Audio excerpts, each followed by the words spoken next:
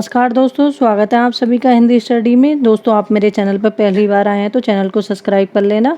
दोस्तों, आज हम पढ़ेंगे भारतेंदु युग के वस्तुनिष्ठ क्वेश्चन। भारतेंदु युग हमारा आधुनिक काल का पहला युग है। आधुनिक काल के लिए इनमें से कौन सा नाम नहीं दिया गया? तो जो आधुनिक काल के लिए नाम नहीं दिया गया वो कौन सा है? हमारा सामयिक काल।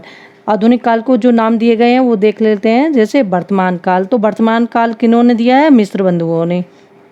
गद्य काल नाम किसने दिया है दोस्तों? तो ये दिया है आचार्य रामचंद्र शुक्ल ने। आधुनिक काल नाम दिया है किसने? गणपति चंद्रगुप्त ने। किसने दिया है? गणपति चंद्रगुप्त ने। क्योंकि ये एग्जाम में पूछा जाता है कि आधुनिक काल को गद्य काल किसने कहा, आधुनिक काल किसने कहा या वर्तमान काल किसने कहा, तो ये हमें पता होना चाहिए। इनमें से आधुनिक काल की समय सीमा क्या है? इसमें से आधुनिक काल की समय सीमा क्या है? 1843 ईस्वी। 252 बैसड़ब की वार्ता के रचनाकार कौन है? तो वो है गोकुलनाथ। जो 252 की वार्ता है जो है, तो दोस्तों इसमें ना विठलनाथ जी के शिष्यों का वर्णन है। और जो 84 बैसड़ब की वार्ता है इसमें बालवाचार्य के शिष्यों का वर्णन है। अगला क्वेश्चन देखते हैं। 252 की वार्ता जो है दोस्तों, तो इसमें ये किनका है? गोकुलनाथ का। और जो इसमें वर्णन है इसमें जो विठलनाथ जी के शिष्यों का वर्णन किया गया है। 84 बैसड़ब की वार्ता, तो 84 बैसड़ब की वार्ता जो है दोस्तों, तो इसमें ये गोकुलनाथ जी ने लिखी है। इसमें बालवाचार्य के शिष्यों का वर्णन है। आगे देखते हैं। श्रृंगार रस मंडन ग्रंथ के रचयिता कौन है? तो श्रृंगार रस मंडन के रचयिता है विठलनाथ। इनमें से कौन सी पुस्तक ब्रजभाषा गद्य में लिखी गई है? तो ये अष्टयाम। अष्टयाम का रचना काल क्या है? तो ये है 1603 ईस्वी। चंद छन बर्मन की महिमा के रचयिता कौन है? तो ये गंग कवि हैं। गंग कवि किसके दरबारी कवि थे? तो ये थे जो गंग कवि थी ये दरबारी कवि थे अकबर के। भाषा योग वशिष्ठ के रचयिता का नाम है रामप्रसाद निरंजनी। प्रेम सागर की रचना किस लेखक ने की है? तो ये है लल्लूलाल। जो भाषा योग वशिष्ठ है इनकी जो रचयिता है रामप्रसाद निरंजनी। ये पुस्तक दोस्तों ये एलटी में पूछा गया था ये क्वेश्चन। और प्रेम सागर की रचना लल्लूलाल ने की। भाषा योग वशिष्ठ का रचनाकाल इनमें से क्या है? तो वह है 18वीं सदी। उदयभान चरित किस रचना का दूसरा नाम है? तो यह है रानी केतकी की कहानी। ये एग्जाम में पूछा जा चुका नेट में। नासिक के दो पाख्यान के रचयिता का नाम है तो वह है सदल मिश्र। आगे देखते हैं। इनमें से मुंशी सदासुख लाल नियाज की रचना कौन सी है? तो नियाज एग्जाम में ये भी पूछा जाता कि नियाज किसका उपनाम है? तो ये सदासुख लाल का है। और इनकी रचना है सुख सागर। इनमें से फोर्ट विलियम कॉलेज कलकत्ता में कौन नहीं आता? तो इसमें कौन नहीं आता? इंसा अल्लाह खां। क्यों? जॉन गिलक्रिस्ट थे। और सदल मिश्र और लल्लूलाल को इन्होंने खड़ी बोली के लिए रखा हुआ था।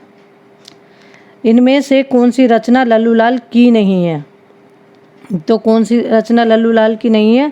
मंडोदर का वर्णन। जो है उन्हें देख लेते हैं। सिंहालपति सी, बैतालपति सी, शकुंतला नाटक, ये किनकी? लल्लूलाल जी की रचना है। लल्लूलाल जी कहाँ के निवासी थे? ये आगरा के निवासी थे। लाल चंद्रिका किससे संबंधित है? ये बिहारी सत्सई की टीका है। लाल चंद्रिका जो है, लाल चंद्रिका के रचयिता कौन है? लल्लूलाल हैं। ये एग्जाम में बहुत बार पूछी जा चुकी है रचना। मुंशी सदासुख लाल नियाज कहाँ के निवासी थे? ये दिल्ली के थे। आचार्य रामचंद्र शुक्ल ने हिंदी गद्य के प्रवर्तकों में इनमें से किसे स्थान दिया है? तो वह है सदासुख लाल नियाज को। हिंदी गद्य का सूत्रपात कब से माना जाता है? 1800 से। ये एग्जाम में पूछा जा चुका है। सर सैयद अहमद खां किस भाषा के विरोधी थे? ये हिंदी भाषा के विरोधी थे। सर सैयद अहमद खां की भाषा नीति का विरोध हिंदी के किस लेखक ने पुरजोर ढंग से किया? भारतेंदु बाबू हरिचंद ने। दोस्तों इसकी थ्योरी में डाल चुकी हूँ, आप उसको देख लेना। आधुनिक युग और भारतेंदु युग दोनों वीडियो देखना, तो उनसे आपको पूरी जानकारी मिल जाएगी। उर्दू के समर्थक फ्रांस के विद्वान कौन थे? तो उर्दू के समर्थक फ्रांस के विद्वान थे गारसा दातासी। राजा भोज का सपना पुस्तक के लेखक कौन है? राजा शिवप्रसाद सितारे हिंद। इतिहास तिमिर नाशक पुस्तक के लेखक का नाम क्या है? तो वो राजा शिवप्रसाद सितारे हिंद। मानव धर्म सार पुस्तक के रचयिता का नाम बताइए? तो वो है राजा शिवप्रसाद सितारे हिंद। प्रजा हितैषी नामक पत्र आगरा से किसने निकाला था? तो ये राजा लक्ष्मण सिंह ने। हमारे मत में हिंदी और उर्दू दो बोली न्यारी न्यारी हैं। ये कथन किस लेखक का है? ये राजा लक्ष्मण सिंह का है। जो राजा लक्ष्मण सिंह थे ये संस्कृतनिष्ठ बोली जो थी हिंदी, मतलब जिसमें संस्कृत हो वो वाली बोली के हिमायती थे। पंजाब में उर्दू का विरोध करने वाले और हिंदी के समर्थक विद्वान कौन थे? तो वो थे हमारे नवीन चंद्र राय। फ्रेडरिक पिनकोट भारत में किस भाषा के समर्थक थे? ये थे हिंदी के। भारत में अंग्रेजी शिक्षा का प्रचार प्रसार प्रथम किन प्रांत में हुआ? तो वो हुआ बंगाल में। प्रार्थना समाज की स्थापना इनमें से किसने की? तो वो की केशव चंद्र सेन ने की है। ये सारे एग्जाम में पूछे गए हैं। ब्रह्म समाज के संस्थापक कौन थे? राजा राम मोहन राय। प्रार्थना समाज की स्थापना कब हुई? 1867 में। आर्य समाज की स्थापना किसने की? स्वामी दयानंद ने। ये टीजीटी में पूछा जा चुका है। निम्नलिखित सूचियों को सम्मिलित करते हुए सही उत्तर चुनिए। तो ये हमारा विवेकानंद, रामकृष्ण मिशन, दयानंद सरस्वती आर्य समाज, केशव चंद्र सेन प्रार्थना समाज, राजा राम मोहन राय ब्रह्म समाज की स्थापना। आगे देखते हैं। भारत में थियोसॉफिकल सोसाइटी के कार्य को आगे बढ़ाने का श्रेय किसको है? तो वह है श्रीमती एनी बेसेंट को। बनारस सेंट्रल हिंदू कॉलेज की स्थापना का श्रेय किसको है? तो श्रीमती एनी बेसेंट को।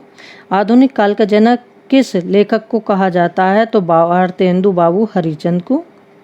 सत्यार्थ प्रकार के रचयिता कौन है? तो सत्यार्थ प्रकाश जो है पुस्तक उसके रचयिता है दयानंद सरस्वती। आर्य समाज की स्थापना कहाँ हुई है? बम्बई में। ये टीजीटी में पूछा जा चुका है।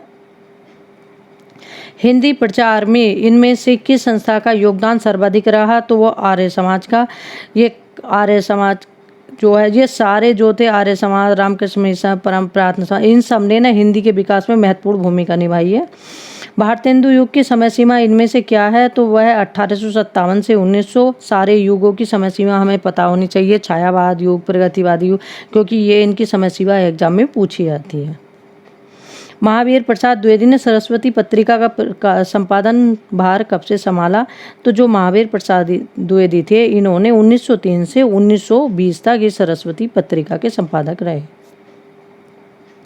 भारतेंदु जी का जीवन काल कुल कितने वर्ष का था? तो इनका कुल 35 वर्ष का जीवन काल था।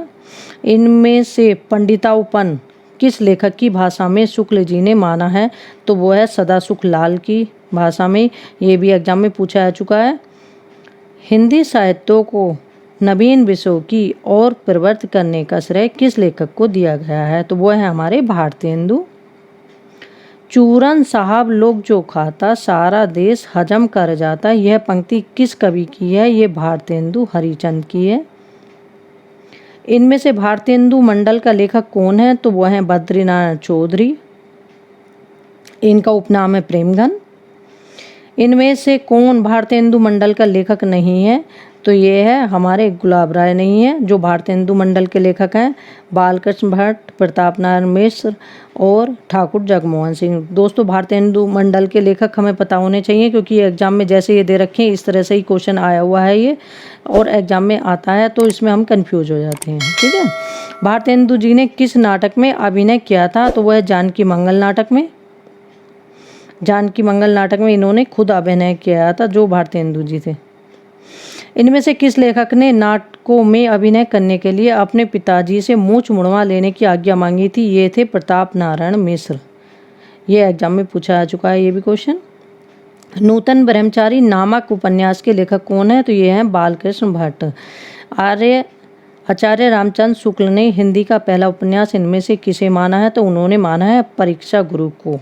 ठीक है दोस्तों, ये क्वेश्चन हम पढ़ चुके हैं, इसके लगभग अभी 2 पार्ट और बने हैं, वो मैं सब डाल दूंगी और ये क्वेश्चन 1-2 बार आप सुनेंगे तो आसानी से याद हो जाएंगे। और ये क्वेश्चन सारे ऐसे हैं कि एग्जाम में आए हुए हैं, आप पढ़ोगे तो कहीं ना कहीं आपको बहुत लाभ देंगे। थैंक यू दोस्तों मेरी वीडियो देखने के लिए।